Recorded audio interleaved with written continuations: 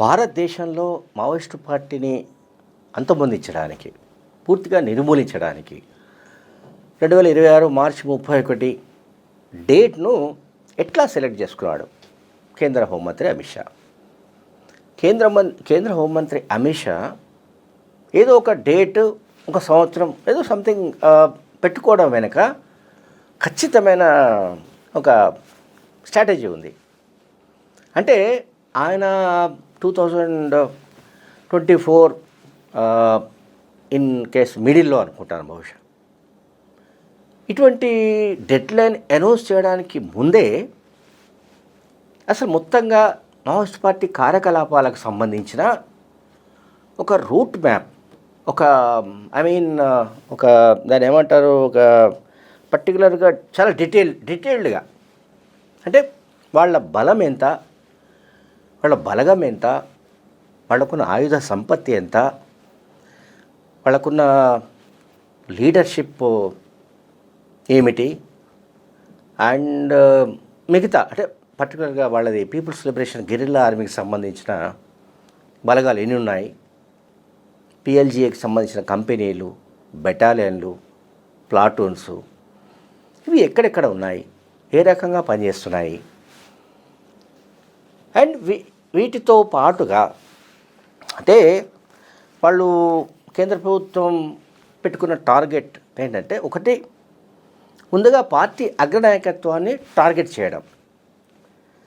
అంటే అగ్రనాయకత్వాన్ని టార్గెట్ చేస్తే ఆటోమేటిక్గా మిగతా మొత్తం కింది స్థాయి క్యాడర్ వరకు ఒక భయానికి లోనవుతుంది పార్టీకి సంబంధించిన శ్రేణులన్నీ కూడా భయపడిపోతాయని అనుకున్నారు. అందువల్లనే మీరు చూడండి, మావోయిస్ట్ పార్టీకి సంబంధించిన టాప్ క్యాడర్స్నే వాళ్ళు సెలెక్టివ్గా ఎన్కౌంటర్ చేయడానికి కేంద్ర బలగాలు ప్రయత్నిస్తున్న విషయం మనం మర్చిపోవడానికి వీల్లేదు. 2010 ప్రాంతంలో I think Cherukuru Raj Kumar alias ఆజాద్ను ఆదిలాబాద్ అడవుల్లో ఎన్కౌంటర్ చేశారు.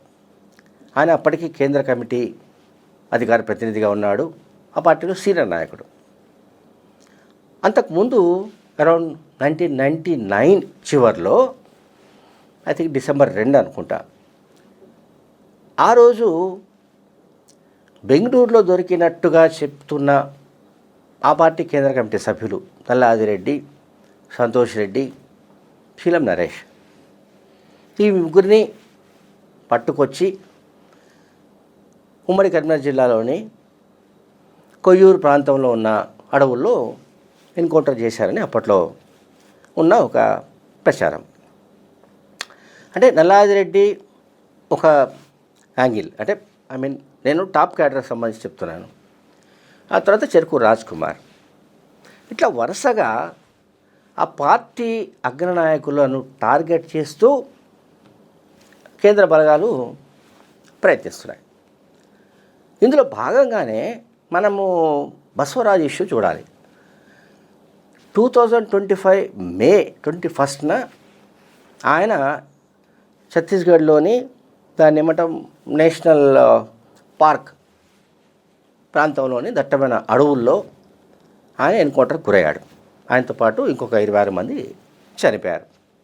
ఆ party secretary. So party secretary అంటే ఆల్మోస్ట్ అది కేంద్ర ప్రభుత్వ కథనం ప్రకారం అది కుంభస్థలం, అది కుంభస్థలాన్ని కొట్టేశారు. ఆ సమయంలో జరిగిన ఎన్కౌంటర్లో అటువైపు అంటే పోలీసుల వైపు 3 జవాన్లు కూడా చనిపోయారు. సో బసవరాజ్ ఎన్కౌంటర్ తర్వాత సహజంగానే ఆ పార్టీలో కేంద్ర ప్రభుత్వం ఊహించిన ఒక రకమైన ప్రకంపనలు వచ్చాయి. మామూలు ప్రకంపనలు కాదు. అంటే పార్టీ సెక్రటరీకి బెటాలియన్ 7 అనే ఒక ఏదైతే బెటాలియన్ ఉందో నెంబర్ 7 అంటారు. అసలు ఆ బెటాలియనే పార్టీ సెక్రటరీ కోసం ఉంది, పార్టీ సెక్రటరీ ప్రొటెక్షన్ కోసం ఉంది. అంతకుముందు పార్టీ సెక్రటరీ ఉన్న గణపతికి ఇదే బెటాలియన్ పనిచేసింది, అండ్ బసవరాజుకు అదే బెటాలియన్ పనిచేస్తూ వస్తుంది. ఆయనతో పాటు ఆ బెటాలియన్ కూడా తుడిచిపెట్టుకుపోయిందని పోలీసులు అంటున్నారు. ఇంకా అక్కడ నుంచి ఆల్మోస్ట్ ఇదంతా మేలో జరిగింది. జూన్, జూలై, ఆగస్టు, సెప్టెంబర్ కల్లా చిత్తూరు ఎన్కౌంటర్లు జరుగుతూనే ఉన్నాయి. చాలామంది చనిపోతూనే ఉన్నారు, 10ల సంఖ్యలో, 20 సంఖ్యలో. తర్వాత అక్టోబర్ 2వ వారంలో ఇంకొక దెబ్బ మావోయిస్ట్ పార్టీకి ఏంటంటే, ఆ పార్టీ పొలిట్ బ్యూరో సభ్యుడు మల్లోజుల వేణుగోపాల్ అలియాస్ సోను, ఆయన తక్కెలపల్లి వాసుగారు ఒకరోజు అటు ఇటు తేడాతో పోలీసులు లొంగిపోయారు. అంటే చూడండి, అమిత్ షా అంటే కేంద్ర ప్రభుత్వం వ్యూహాత్మకంగా రెండు విధాలుగా పనిచేస్తుంది. అంటే 2 పాలసీలను అమలు చేస్తుంది. ఒకటి, ఎవరైనా లొంగిపోతే అంతకుముందు వాళ్ళపైన ఉన్న కేసుల గురించి ప్రస్తావన ఉండదు. ఇక పైగా తుపాకీతో పాటు లొంగిపోతే ఆ తుపాకీకి ఒక విలువ ఇచ్చి, ఇప్పుడు for example light machine gun ఉంది, దానికి ఆల్మోస్ట్ 5 లక్షల దాకా పెట్టారు. సో లొంగిపోయే వ్యక్తికి ₹1 కోటి ఉందనుకుందాం. ₹1 కోటి ప్లస్ 5 లక్షలు కూడా అడిషనల్గా ఇచ్చే విధమైన రీహాబిలిటేషన్ ప్యాకేజ్ను రూపొందించింది కేంద్ర ప్రభుత్వం. సో ఒకటి లొంగుబాటుకు సంబంధించిన ఒక వ్యూహం.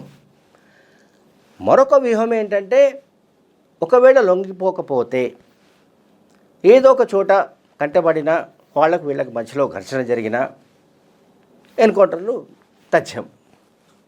ఇది రీసెంట్గా ఒడిశా రాష్ట్ర కమిటీలో కీలక బాధ్యతలు నిర్వహిస్తున్న పాక హనుమంతు అలియాస్ ఉయికే గణేష్ ఎన్కౌంటర్ కూడా మనం చూసాం. అంతకుముందు హిడ్మా ఎన్కౌంటర్ చూసాం, అది నవంబర్లో జరిగింది. అక్టోబర్లో మల్లెల వేణుగోపాల్ వీళ్ళు లొంగిపోయారు. మేలో బసవరాజ్ ఎన్కౌంటర్ అయింది. నవంబర్లో హిడ్మా ఏపీలో ఎన్కౌంటర్ చనిపోయాడు. ఆ తర్వాత సీన్ కట్ చేస్తే హిడ్మా స్థానంలో బెటాలియన్ నెంబర్ 1 కమాండర్గా వచ్చిన బార్సెదేవ హైదరాబాద్లో తెలంగాణ పోలీసులకు లొంగిపోయాడు. అంటే ఇక్కడ లొంగుబాటుకు సంబంధించిన వ్యవహారంలో సక్సెస్ స్ట్రైకింగ్ రేట్ చాలా ఎక్కువ కనిపిస్తుంది. అంతకుముందు ఎన్కౌంటర్లలో కూడా స్ట్రైకింగ్ రేట్ బాగానే ఉండింది.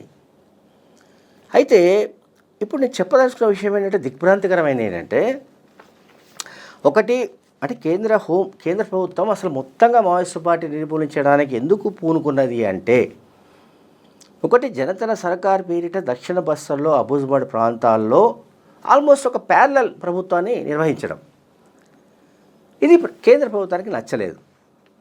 రెండోది, వీళ్ళ దగ్గర అధునాతన ఆయుధాలు కూడా వచ్చాయి. హైదరాబాద్లో లొంగిపోయిన మావోయిస్టుల దగ్గర లభించిన వెపన్ అడ్వాన్స్డ్ టవర్ రైఫిల్ అంటారు. ఇది ఆల్మోస్ట్ 1.5 కిలోమీటర్ల రేంజ్లో లక్ష్యాన్ని ఛేదిస్తుంది ఈ రైఫిల్.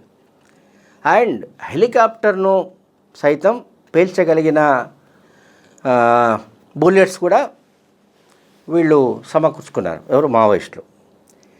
సో సాధారణంగా కేంద్ర ప్రభుత్వ బలగాలు అంటే లైక్ సిఆర్పిఎఫ్, బిఎస్ఎఫ్, లేకపోతే నేషనల్ సెక్యూరిటీ గార్డ్స్, ఎన్ఎస్జి, ఇటువంటి బలగాలు మాత్రమే ఇజ్రాయెల్ మిలిటరీ ఇండస్ట్రీస్, ఐఎంఐ అంటారు, ఆ ఇండస్ట్రీస్లో ఉత్పత్తి అయిన ఈ ఆయుధాలను వాడుతున్నారు. కానీ వీళ్ళ దగ్గరికి ఎట్లా వచ్చాయనే దానిపైన కూడా ఇప్పుడు ఆరాధిస్తున్నారు. అయితే ఇదంతా ఇప్పుడు హైదరాబాద్ మావోయిస్ట్ లొంగిపోయిన తర్వాత వాళ్ళ దగ్గర ఉన్న ఆయుధాలను బట్టి నేను ఇదంతా మాట్లాడలేదు. కేంద్ర ప్రభుత్వం దగ్గర ఆల్రెడీ ఈ సమాచారం ఉంది. అది వాళ్ళు ఎట్లా సేకరించారు ఏమిటనేది వేరే సబ్జెక్ట్, అది దానిపైన ఇప్పుడు ఇన్వెస్టిగేషన్ జరుగుతుంది. అంటే హెలికాప్టర్ను కూడా వీళ్ళు అంటే గ్రెనేడ్ లాంచర్ను దీనికి అమర్చి, ఇది అడ్వాన్స్డ్ టవర్ రైఫిల్ అంటారు, దీనికి అమర్చి వాళ్ళు పేల్చొచ్చు. అంటే ఇక్కడ నేను చెప్పదలుచుకునే ఏమిటి, కేంద్ర ప్రభుత్వం పూర్తిగా వీళ్ళని నిర్మూలించాలని ఎందుకు నిర్ణయించుకుందంటే, ఒకటి వీళ్ళే ఒక సమాంతర ప్రభుత్వాన్ని ఏర్పాటు చేసే విధమైన కార్యకలాపాలు, జనతా సర్కార్ లాంటిది. రెండోదేమో అత్యంత ఆధునికమైన ఆయుధాలను సమకూర్చుకొని కేంద్ర ప్రభుత్వం పైన యుద్ధం ప్రకటించడం.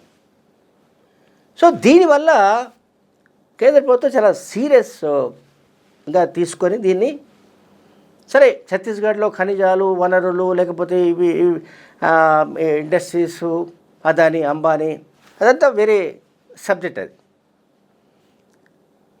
సో ఈ రకమైన వ్యవహారాలతో అంటే మావోయిస్ట్ పార్టీ నాయకుల తప్పిదమా, ఆ పార్టీ సైద్ధాంతికంగా ఏదైనా ఇబ్బందుల్లో ఉందా ఏమిటని మనకు తెలియదు. కానీ టోటల్గా ఈ రకమైన ఆయుధాలు లేదా ఈ రకమైన సమాంతర పరిపాలన ఈ కారణంగానే అమిత్ షా టార్గెట్ చేసినట్టుగా తెలుస్తోంది. Thank you very much.